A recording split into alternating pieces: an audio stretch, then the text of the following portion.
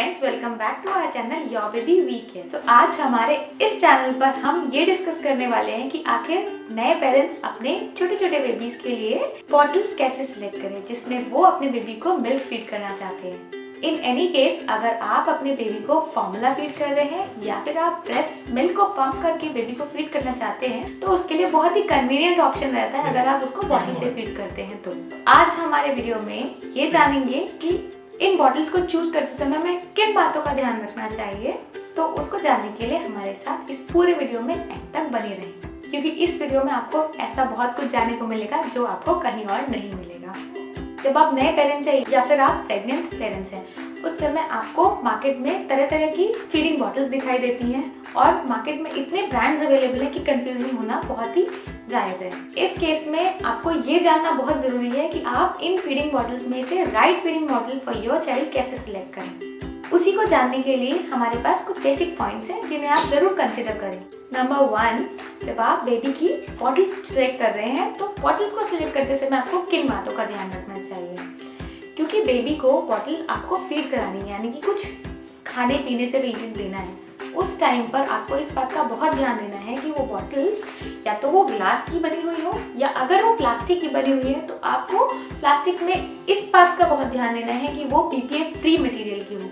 BPA bisphenol acetate होता है जो कि बेबीज के लिए बिल्कुल भी सेफ नहीं होता है। आप बेबी सेफ प्रोडक्ट्स के लिए जाएं। बेबी सेफ में आपको कुछ अच्छी प्लास्टिक बॉटल्स मिल जाती हैं। कुछ बहुत ही अच्छे ब्रांड्स हैं जो आपको BPA फ्री और गुड क्वालिटी ऑफ प्लास्टिक की बॉटल्स भी प्रोवाइड कराते हैं। साथ ही साथ जब आप बॉटल फीड करा रहे हैं उस समय आपको बेबी को बार बार फीड कराना है और बार बार फीड कराते समय आपको कई बॉटल्स का यूज करना है। इसलिए आप ये ध्यान दें कि आप एक बॉटल लेकर काम ना चलाएं। आप कम से कम 4 से 5 बॉटल का सेट रखें और जब भी बेबी को फीड कराना है उस समय आप 2 से 3 घंटे में वो बॉटल जरूर बदल दें, क्योंकि बार बार सेम बॉटल में अगर आप दूध पिलाते हैं बेबी को तो उसको इन्फेक्शन होने के चांसेस हैं और उससे आपके बेबी को आगे बहुत प्रॉब्लम हो सकती है। ये मिल्क इन्फेक्शन काफ़ी जानलेवा भी होता है। तो आप फीडिंग बॉटल्स का सेट रखें 4 से 5 बॉटल्स का, जो कि आप बार बार चेंज करके, वॉश करके और स्टरलाइज करके उसे यूज़ कर सकते हैं। इसी से रिलेटेड हमारा नेक्स्ट पॉइंट है कि जब आप बेबी के लिए बॉटल चूज करते हैं तो आप उसकी क्लीनलीनेस का भी ध्यान रखें कि वो आपको कितना ईजी है क्लीन करने के लिए। यानी कि जब आप उसे धुल रहे हैं तो क्या आपको उसके ऐसे कोई पॉइंट्स तो नहीं है जहाँ तक आपका ब्रश या आपका हाथ नहीं पहुँच पा रहा है। इस केस में आप कोशिश करें कि थोड़े से ब्रॉड माउथ वाले बॉटल को प्रेफर करें जिससे आप इजीली क्लीन कर सकें। अगर उसकी शेप इस तरीके की है जहाँ पे कई कॉर्नर्स ऐसे हैं जहाँ पे या तो ब्रश या तो स्पॉन्ज या तो आपका हाथ नहीं पहुँच पा रहा है तो वहाँ पर क्लीन करना बहुत मुश्किल है। तो आप कोशिश करें कि बिल्कुल बेसिक टाइप की बॉटल यूज़ करें और ब्रॉड माउथ की बॉटल यूज़ करें, वो आपको क्लीन करने में बहुत आसान रहेगी। नेक्स्ट पॉइंट जो कि बहुत इंपॉर्टेंट है वो स्टडी कितनी है, यानी कि अगर आप बॉटल को रखते हैं तो ऐसा तो नहीं है वो पिचक जाएगी, गर्म पानी या गर्म दूध डालने से वो पिघल जा रही है। इस तरीके की बॉटल्स अगर आपको दिखती हैं तो आप इस तरीके की बॉटल्स ना लें और आप ऐसी बॉटल्स लें जो गर्म पानी को भी झेल सके और ठंडे एनवायरनमेंट, यानी अगर आप उसे फ्रीज करते हैं, फ्रीजर में रखते हैं या फ्रिज में रखते हैं तो भी वो अपने आप को वैसे का वैसे ही मेंटेन कर सके जैसी वो है। साथ ही साथ बहुत मैटर करता है बॉटल की शेप का। कई बार ऐसा होता है कि आपने बॉटल को खड़ा किया और वो थोड़ी देर में गिर गई क्योंकि उसकी शेप ऐसी बनी हुई है जो कि डिसबैलेंस्ड है या बहुत ही पतली है तो वो गिरने का बहुत चांस होता है। इसलिए आपको ऐसी शेप चूज करनी है जो कि अपने आप से गिरे ना, क्योंकि अगर आपने बॉटल को भर के रखा है और वो गिर जा रही है, उससे निप्पल जमीन पे टच हो जा रहा है, किसी भी सरफेस से टच हो जा रहा है तो वो आपकी बॉटल बेबी को फीड कराना सेफ नहीं है। इसलिए आप ऐसी बॉटल चूज करें जिसका शेप ऐसा है जो अपने आप से गिरे नहीं। नेक्स्ट पॉइंट ये रहेगा कि जब आप बॉटल चूज कर रहे हैं तब आप उसके वेट का भी बहुत ध्यान दें। जब ये बॉटल चूज करते हैं तो आप कोशिश करें कि वो लाइट वेट हो, यानी कि हल्की हो, क्योंकि आपका बेबी बहुत छोटा है और वो खुद से अगर कोशिश कर रहा है और उसे उठाने की कोशिश कर रहा है तो बेबी को अगर वो बॉटल हेवी लगती है तो वो उसे नहीं संभाल पाएगा और उसे नहीं पिएगा। शुरुआत में तो आप यही कोशिश करें कि जब बेबी बिल्कुल न्यू बॉर्न है, शुरुआत के पहले कुछ महीने आप खुद से ही फीड करें, बेबी को खुद ना दें। लेकिन जब बेबी 4-5 महीने का होता है या उसके बाद भी जब वो बॉटल को शुरू में लेना शुरू करता है, अपने हाथों से संभालना शुरू करता है, तो उसे अगर हेवी बॉटल दी जाएगी तो वो उसे नहीं संभाल पाएगा। इसीलिए आपको लाइट वेट बॉटल चूज करनी चाहिए। शुरुआती टाइम पर आपको बेबी को जब फीड कर रहे हैं तो बेबी बहुत ही कम अमाउंट कंज्यूम करता है, इसलिए आपको छोटे साइज की बॉटल खरीदनी है ताकि आप उसमें उतना ही अमाउंट ऑफ मिल्क दे और वो बेबी इजीली कंज्यूम कर सके जितना उसे रिक्वायर्ड है। ऐसा ना हो कि बॉटल बहुत बड़ी है और उसको हैंडल करना ही इतना मुश्किल है बेबी के लिए। तो आप छोटी बॉटल, छोटे साइज की बॉटल बेबी के साइज के अप्रोप्रिएट आती है, आप वो बॉटल लें। जैसे कि आपको 60 ml, 125 ml या मार्केट में और भी कई साइजेस अवेलेबल हैं according to your baby's age. तो आप जब बेबी के लिए शुरुआत में बॉटल्स खरीद रहे हैं एज अ न्यू बॉर्न, तो आप कोशिश करें कि छोटा साइज ले जिससे आप बेबी को 1 फीड का या फिर उससे थोड़ा सा ज़्यादा स्पेस रहे, ताकि आप मान लीजिए छोटा बेबी बहुत ही कम दूध पीता है, जब वो न्यू बॉर्न होता है तो 20 to 30 ml की उसके लिए मोर देन इनफ है। तो आप छोटी बॉटल ले सकते हैं 60 ml या ऐसे ही कुछ, और उसके बाद आप उसका साइज बढ़ा सकते हैं। 125 ml is more than enough, उससे ज़्यादा बड़ी बॉटल लेने की आपको शुरुआत में ज़रूरत नहीं है। और जो बॉटल को सिलेक्ट करते समय हमारा लास्ट बहुत ही इंपॉर्टेंट पॉइंट है, वो बॉटल में ग्रेजुएशन होने चाहिए, यानी कि मार्क्स लगे होने चाहिए नंबर्स के। आप उसमें कितना अमाउंट दे रहे हैं उसका एक मार्क होना चाहिए। कई बॉटल्स में ऐसे मार्क्स दिए होते हैं जिसमें ये बताया होता है कि ये 50 ml है, ये 60 ml है, ये 100 ml है या 120 ml, इस तरीके से मार्क्स होते हैं। और साथ ही साथ कई ऐसी बॉटल्स होती हैं जिसमें आउंसेस का मेजरमेंट होता है, यानी कि 1 ounce, 2 ounce, 3 ounce। तो ये आप दोनों में से किसी भी तरीके के ग्रेजुएशंस यूज़ कर सकते हैं जो भी आपको समझ आ रहे हैं। जनरली कुछ बॉटल्स ऐसी भी होती हैं जिनमें इन दोनों ही तरीके के ग्रेजुएशंस दिए होते हैं। 1 ounce रफली अराउंड 30 ml के आसपास होता है। तो आप अगर आपको इसमें से कोई, मान लीजिए आपको ऐसे बॉटल नहीं मिल रही है जिसमें आपको ml में मेंशन है, तो आप आउंसेस में भी देख सकते हैं, बट बेसिक गाइडलाइन ये है अराउंड 30 ml आपका 1 ounce होता है। तो आप उसके अकॉर्डिंग अपने बेबी के लिए बॉटल्स चूज कर सकते हैं। हमारे ABCs ऑफ बॉटल्स में हम नेक्स्ट पहुंचते हैं निपल्स पे, यानी कि हम निपल्स कैसे चूज करने वाले हैं बेबी के लिए। तो जब हम निपल्स चूज करने जा रहे हैं, या टीट्स, इनको टीट्स भी बोला जाता है, तो अगर निपल्स या टीट्स सेलेक्ट करते समय हमें किन बातों का ध्यान रखना चाहिए, आइए जानते हैं। नंबर 1 इज कि जब आप बेबी के लिए निपल्स चूज कर रहे हैं तो कोशिश करें कि ऐसे निपल्स चूज करें जो कि बेबी को बिल्कुल नेचुरल लगे, यानी कि उसका शेप एंड साइज इस तरह से बना हो जो नेचुरल ब्रेस्ट शेप और साइज के अकॉर्डिंग बना हो। यानी कि कई शेप्स आते हैं मार्केट में, तो बट आपको ऐसा चूज करना है जिसका शेप बहुत ही ज़्यादा क्लोज टू नेचुरल ब्रेस्ट हो।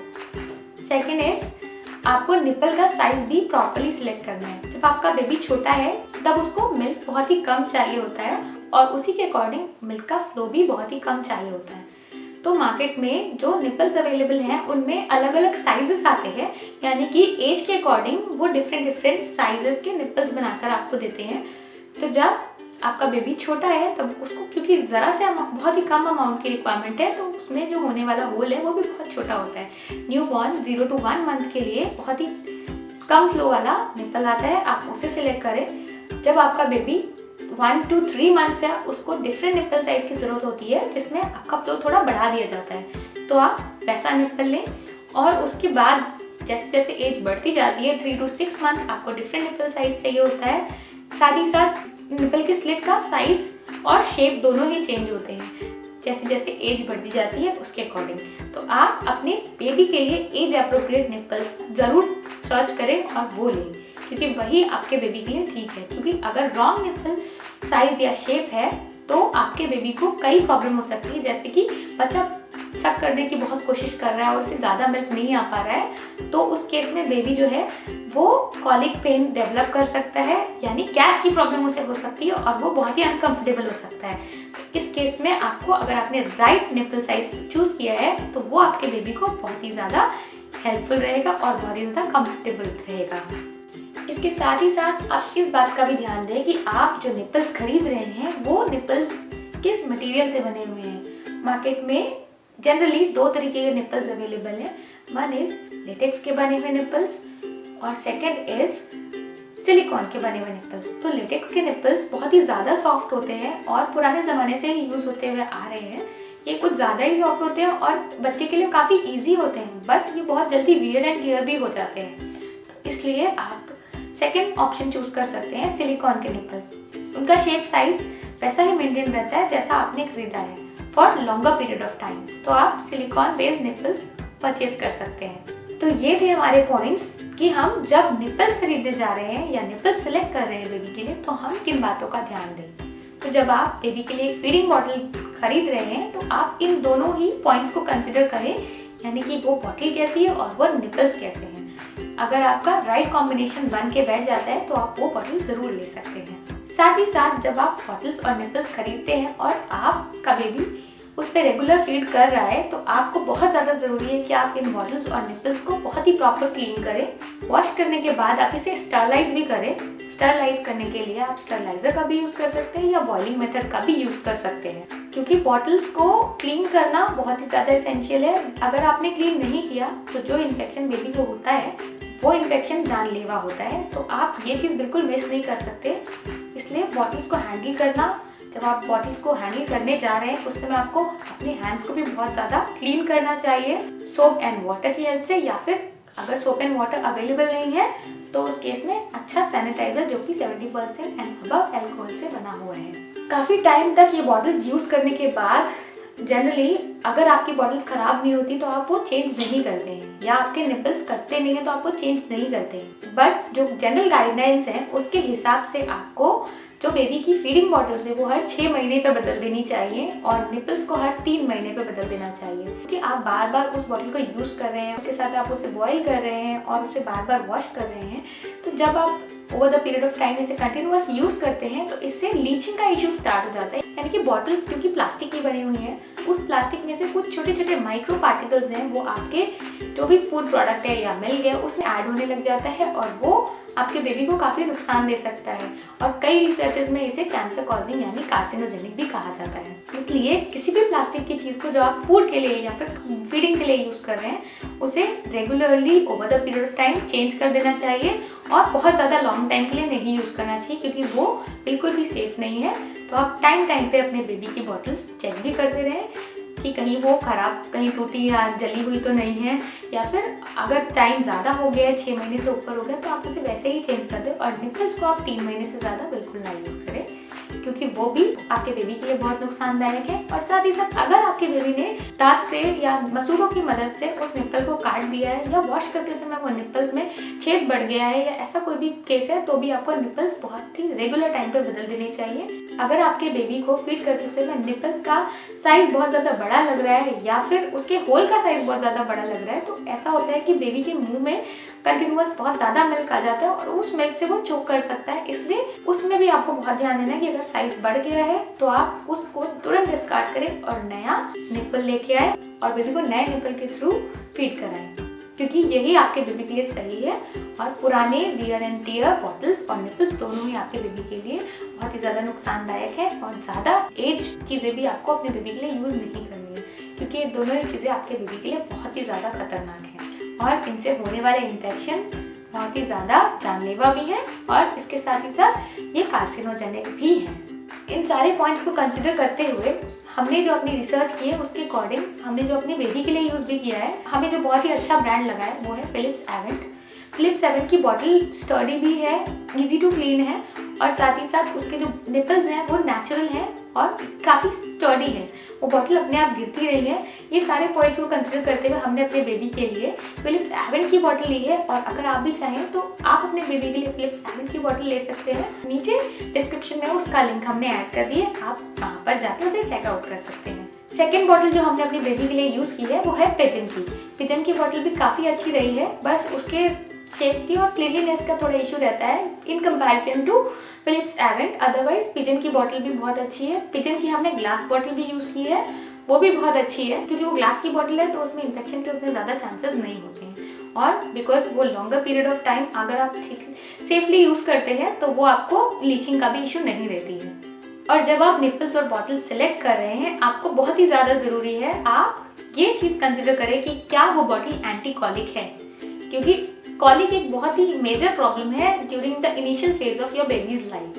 तो जब आप बेबी के लिए बॉटल सेलेक्ट कर रहे हैं आप उस पर रीड करें कि उस बॉटल पे एंटी कॉलिक लिखा हुआ है। एंटी कॉलिक होने का मतलब ये है कि आपका जो बेबी है जब उसको फीड उस बॉटल में फीड कर रहा है तो उसमें गैस या एयर नहीं जनरेट होगी जिससे बेबी उसको अंदर निकलेगा नहीं, ऐसे एयर को अंदर निकलेगा नहीं और बेबी को डिस्कम्फर्ट नहीं होगा।